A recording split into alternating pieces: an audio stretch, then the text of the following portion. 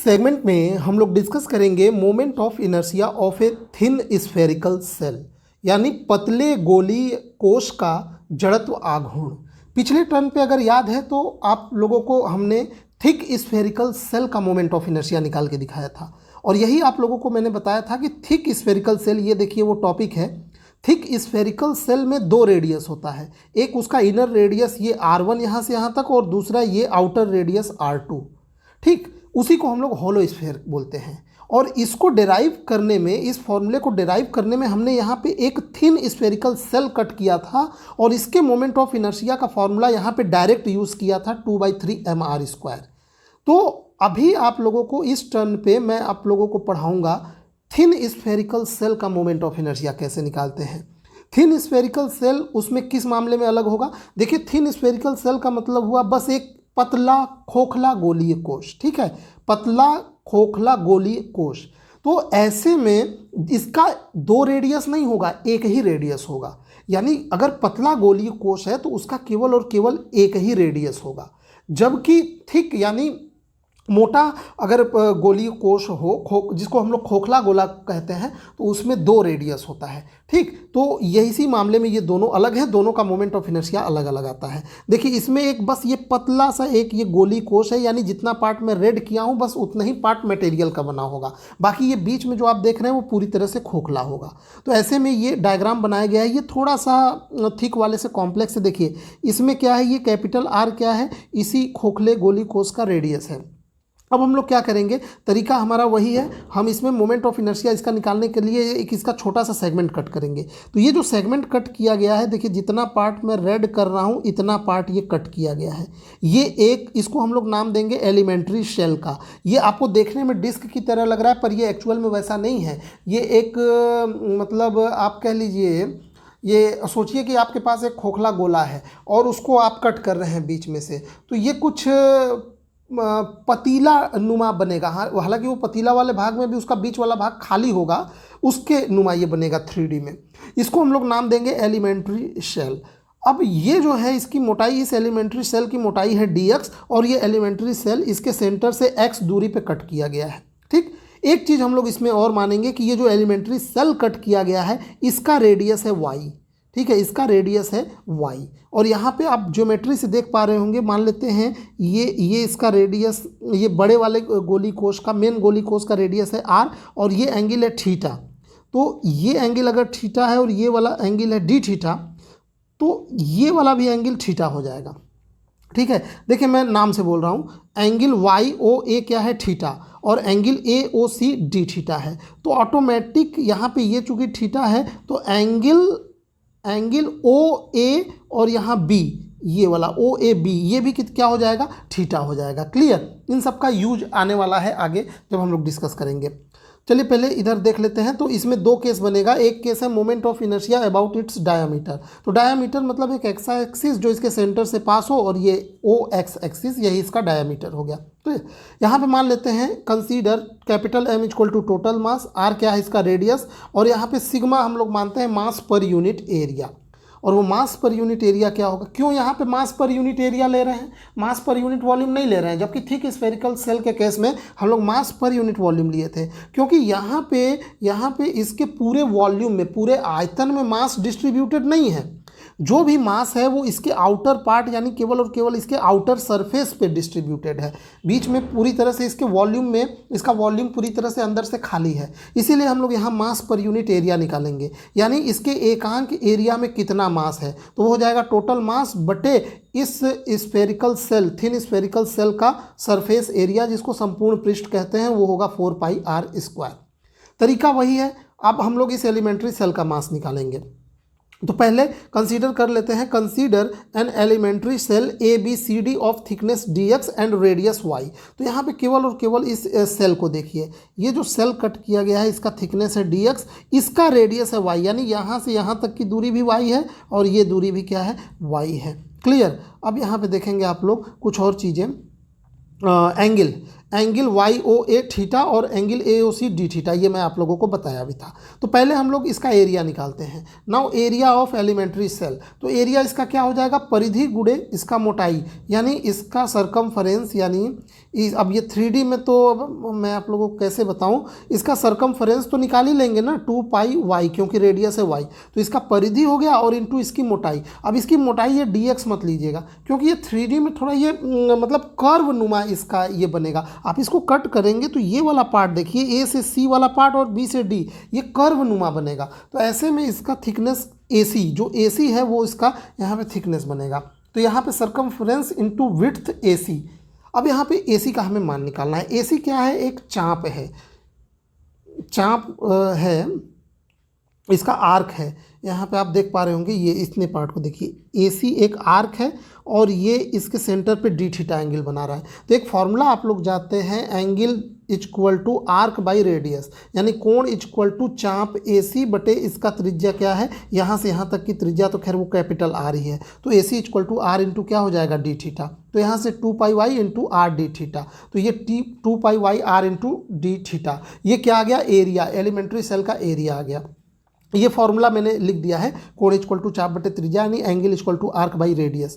ठीक, तो यहाँ से AC आ गया। अब हम लोग इसका मास निकालेंगे, तो हमें इस एलिमेंट्री सेल का मास चाहिए। तो मास कैसे निकलेगा, तो इसका एलिमेंट्री सेल का area into mass per unit area, यानी एकांक एरिया में कितना मास है वो हो गया सिग्मा, इंटू उस एलिमेंट्री सेल का कितना एरिया है, तो उसमें हमें उतना ही मास मिलेगा जितना एरिया एलिमेंट्री सेल का है। तो ये इतना आ गया मास। अब हम लोग इसका मोमेंट ऑफ इनर्शिया निकालेंगे, लेकिन इससे पहले हम लोग क्या करेंगे, इसमें देखिए यहाँ पे आपको ये करना है कि ये जो y है ना, y के टर्म्स में नहीं, हम लोग पूरे इक्वेशन को हम लोग r के टर्म्स में लेके जाएंगे। तो हमें y का मान रिप्लेस करना होगा। तो इसके लिए हम लोग क्या कहते हैं, करेंगे, r और y में एक रिलेशन चाहिए। तो ये ट्रायंगल यहाँ से यहाँ तक वाला ट्रायंगल, ये देखिए, ये यहाँ पे मैं कोई नाम तो नहीं दिया हूँ, अगर मैं मान लीजिए इसको नाम दे देता हूँ n, तो ONA, तो इस ट्रायंगल को मैं अलग से यहाँ पे बना दिया हूँ। देखिए O यहाँ पे मैं नाम नहीं दिया, चलिए मान लीजिए ONA मान लेते हैं।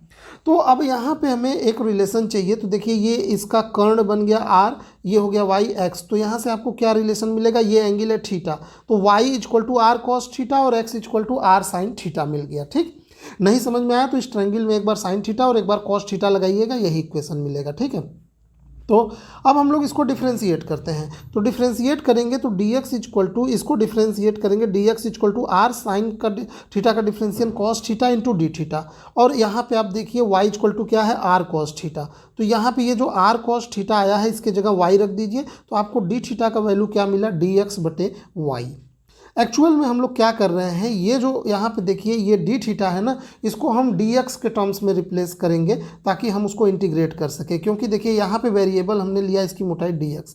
तो जब हम इंटीग्रेशन लगाएंगे इस पूरे सेल को कवर करने के लिए, तो हमारा इंटीग्रेशन और लिमिट x पे जाएगा, क्योंकि dx को हम कहाँ से कहाँ वेरी कराएंगे, -r से +r तक वेरी करा लेंगे, तो पूरा ये सेल कवर हो जाएगा। तो हमें क्या करना है, इसको dx के टर्म्स में इस इक्वेशन को कन्वर्ट करना है, इक्वेशन नंबर 1, और y को भी हटाना है।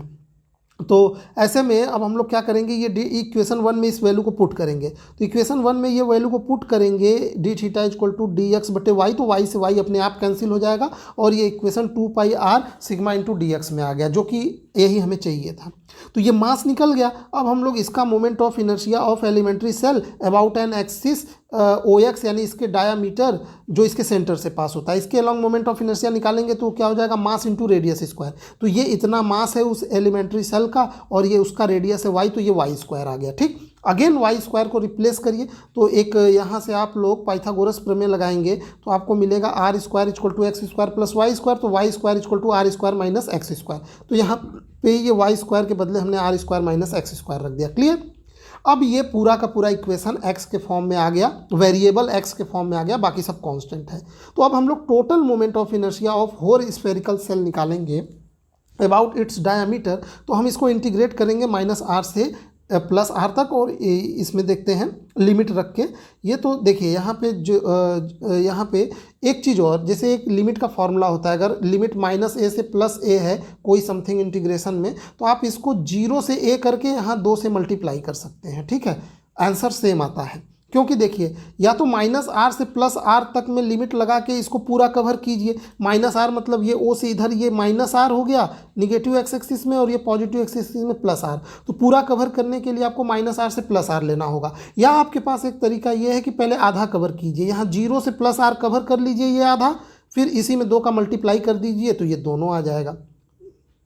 ठीक है, तो यहाँ पे देखिए ये हम लोग इसको फॉर्मूले को इसमें कवर कर लिए 2 से, फिर लिमिट हो गया 0 से r, इससे कैलकुलेशन थोड़ा सिंप्लीफाई हो जाता है। अब इसको आराम से हम लोग इंटीग्रेट करेंगे, जो कांस्टेंट है उसको बाहर निकाल लीजिए। तो देखिए यहाँ पे ये r² इंटू dx, तो यहाँ पे r² कांस्टेंट है तो कांस्टेंट का इंटीग्रेशन यहाँ x आ जाएगा और x² का x³ 3।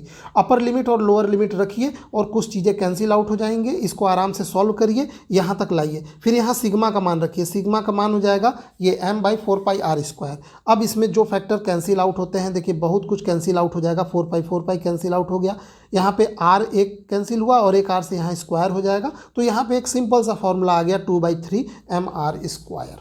क्लियर। और यहाँ पे सिग्मा का ये मैंने मान लिख दिया है, मास पर यूनिट एरिया। तो ये हमारा मोमेंट ऑफ इनर्शिया आ गया अबाउट इट्स डायामीटर। अच्छा, ये थिन स्फेरिकल सेल का है। आप लोग कमेंट में सॉलिड स्फेयर का ज़रा बताइएगा तो कितना आया था मोमेंट ऑफ इनर्शिया। आप लोग को पढ़ाया जा चुका है। उन वीडियोज़ को अगर आप देखना चाहते हैं तो आप जाके प्लेलिस्ट में उसको देख सकते हैं, यूनिट वाइज वहाँ प्लेलिस्ट बना हुआ है। नहीं तो इसी वीडियो के डिस्क्रिप्शन बॉक्स में चले जाइए, वहाँ सभी पूरे कोर्स का, ये जो बीएससी फर्स्ट सेमेस्टर फिजिक्स का पूरा कोर्स जो है टोटल 8 यूनिट के सभी प्लेलिस्ट का लिंक दिया हुआ है। वहाँ सारे लेक्चर आपको क्रम से मिल जाएंगे सभी यूनिट के। अब इसमें एक केस हम लोग और अप्लाई करते हैं। हम लोग अबाउट ए टेंजेंट, मतलब इस स्फेरिकल सेल का मोमेंट ऑफ इनर्शिया निकालेंगे। ये टेंजेंट, ये यहाँ पे ये जो बना है ये है इसका टेंजेंट। टेंजेंट मतलब स्पर्श रेखीय एक्सिस।